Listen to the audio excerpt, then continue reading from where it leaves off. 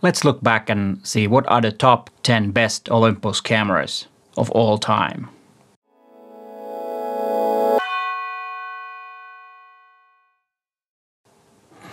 Hi there, my name is Peter Forsgård and I am a professional photographer from Helsinki, Finland. Let's get right into the business. It's been about 8 days since Olympus has transferred all of its camera manufacturing to a new company called OMD Digital Solutions. These cameras are in chronological order. And number 1 is Olympus Pen from 1959.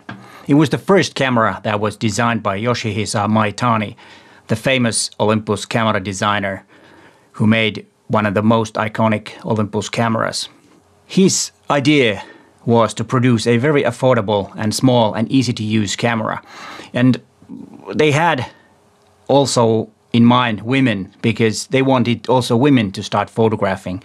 And at the time, the marketing was not very, let's say, something that you would say today, that they wanted to make a simple camera so that even women could use it. And I don't think it's a proper way to say anymore, but that was a different world in 1950s. Maitani was a big fan of Leica, and he wanted the lens to be as good as Leica lenses, so he used almost all of his budget to design the lens, and there was not enough money to design the camera, so he had to kind of plead for more money, and luckily he got it, so that also the camera was manufactured. And Pen was a very popular camera, and they could not produce enough for the demand, so some of the Pen cameras were manufactured outside of Olympus. Then they decided to have all the production inside Olympus, and Pen S actually is a camera that was totally made by Olympus. And also Pen was used by professionals. And when we talk about Pen, we have to mention Pen-F, and this is number 2, Pen-F from 1963. Pen-F was the first SLR, and it was a half-sized SLR, which means that when you're holding your camera like this, you would actually take a vertical image, a portrait mode like this. And then if you wanted the landscape, you had your camera like this. And the biggest obstacle making this camera was the shutter.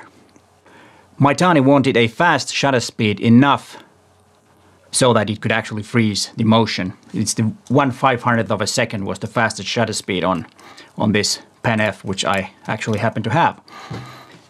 And it was made out of titanium, and it almost broke the bank of Olympus because titanium was very expensive at the time. And the reason Pen-F was actually a commercial disaster, it did not perform very well commercially, it was because Olympus kept all the patents of the system, and it never really kind of like grew. There was nobody else making a half-sized SLRs. Keeping the patents to themselves was not a good decision in the 60s by Olympus. And number 3 is Olympus 35 SP. And the special thing about the Olympus 35 SP is that it has both average light meter and also a spot meter. I believe it's the first camera to have them both.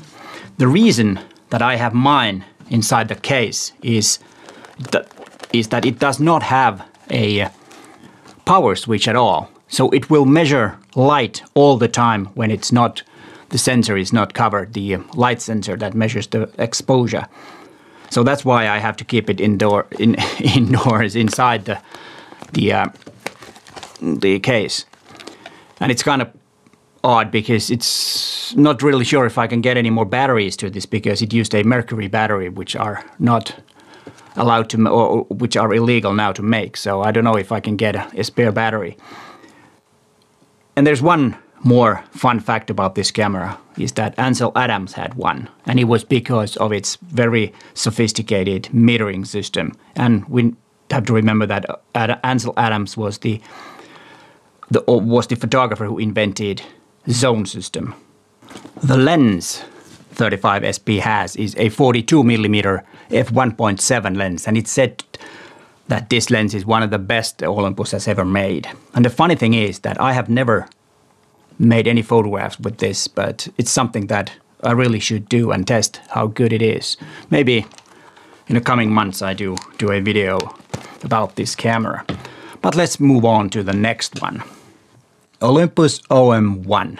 It was introduced in 1972 as M1. But they had to change the name to OM1 because Leica did not like that Olympus had the same brand name M1 as Leica already had.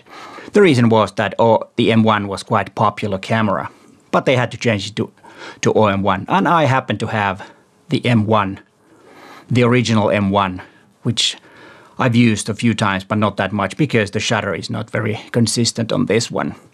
And the same thing as it was with pen cameras, this was the smallest SLR at the time.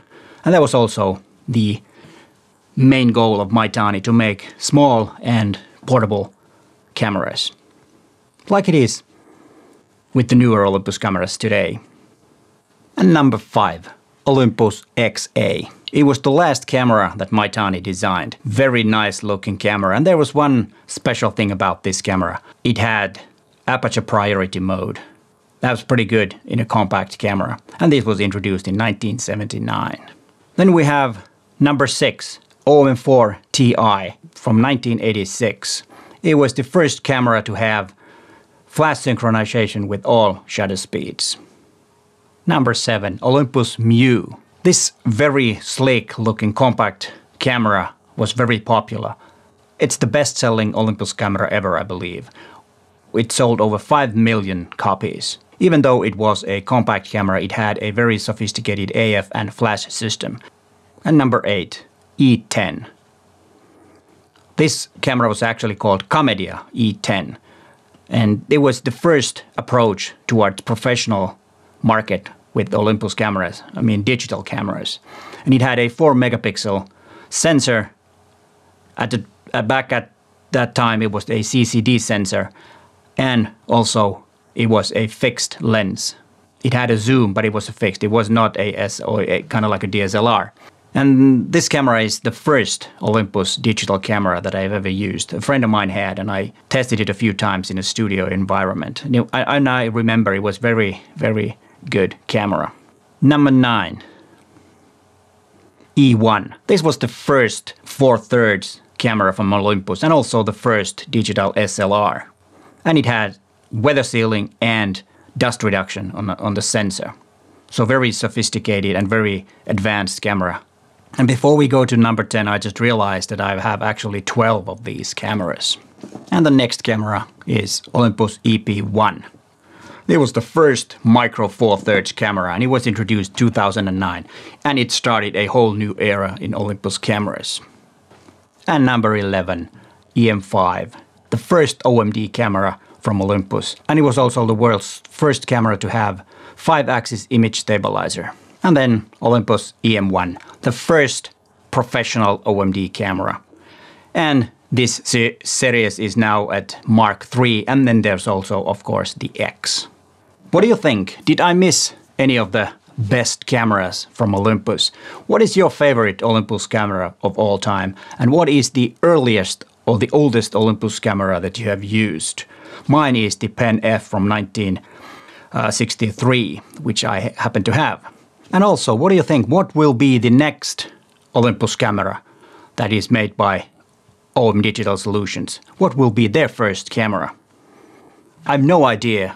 And if you want to hear more about fun facts about Olympus and their cameras, you might want to watch this video that I made when Olympus turned 100 years. There are lots and lots of facts about Olympus. But hey, thanks for watching, and bye for now.